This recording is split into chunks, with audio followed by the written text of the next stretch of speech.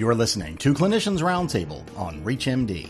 On this episode, we'll hear from Dr. David Feller-Kopman, who's a professor of medicine at the Geisel School of Medicine at Dartmouth and the chief of pulmonary and critical care medicine at Dartmouth-Hitchcock Medical Center. He'll be discussing the role of pleural biomarkers in malignant pleural effusions, which he spoke about at the 2025 CHEST annual meeting. Let's hear from Dr. Feller-Kopman now.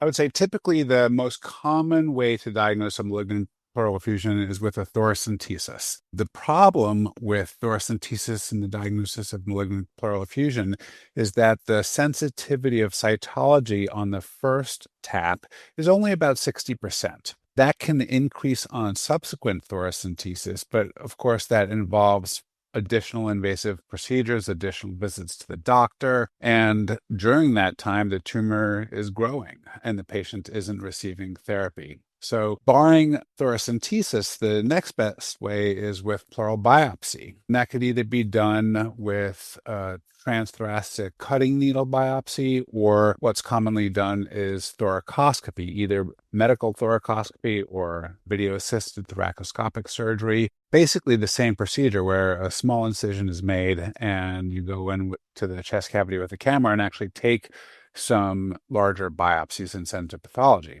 Clearly, the problem with that is it's a more invasive approach. Many centers in the world do these under local anesthesia. However, in the United States, most of those procedures are done under general anesthesia. So it'd be great if we could somehow increase the diagnostic sensitivity of that first thoracentesis. There are several reasons that we need biomarkers. It would be great to potentially use biomarkers to help us prognosticate how patients are going to do with their malignant pleural effusion, and potentially also be able to monitor a response to treatment. So one of the questions in terms of prognosis is, why do we need a biomarker? Aren't clinicians good at estimating how long a patient's going to live? And it turns out that we're not that good. There are several large randomized trials where in order to get into the trial, you needed a predictive survival of over 3 months.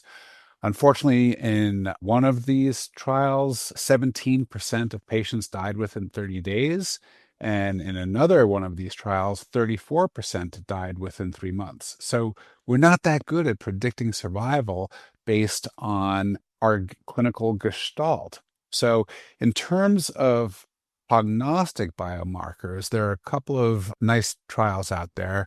The first one was what's called the Lent trial, and this was done by Clive and colleagues in England, and they looked at close to 800 patients in 3 international cohorts, and using the pleural fluid LDH, the ECOG performance status, the serum neutrophil to lymphocyte ratio, and the tumor type, they were actually really nicely able to stratify those who had a very poor prognosis and those who had a decent prognosis. There is, of course, a middle group where we weren't really able to understand how those patients would do, or they would do somewhere in between the good prognosis and the poor prognosis group. And then subsequently, there's a nice trial by Dr. Salidas' group, what's called the PROMISE trial, where they used clinical, radiologic, and biologic variables to help risk stratify patients.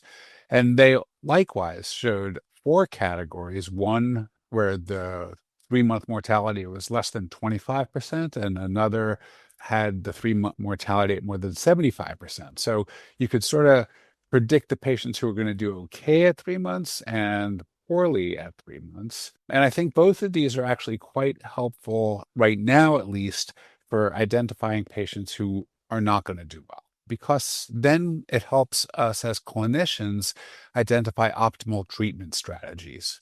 In terms of diagnostic biomarkers, there are many, many that have been looked at, including CEA, CA119, mesothelin, and right now, at least, we don't have a true biomarker that really increases the diagnostic yield, except for perhaps some biomarkers that might help us diagnose mesothelioma, which can be very tricky to diagnose just based on cytology. We really do need tissue biopsy to help us diagnose mesothelioma. That was Dr. David Feller-Kopman discussing his session at the 2025 CHEST annual meeting on pleural biomarkers in malignant pleural effusions. To access this and other episodes in our series, visit Clinicians Roundtable on ReachMD.com, where you can be part of the knowledge. Thanks for listening.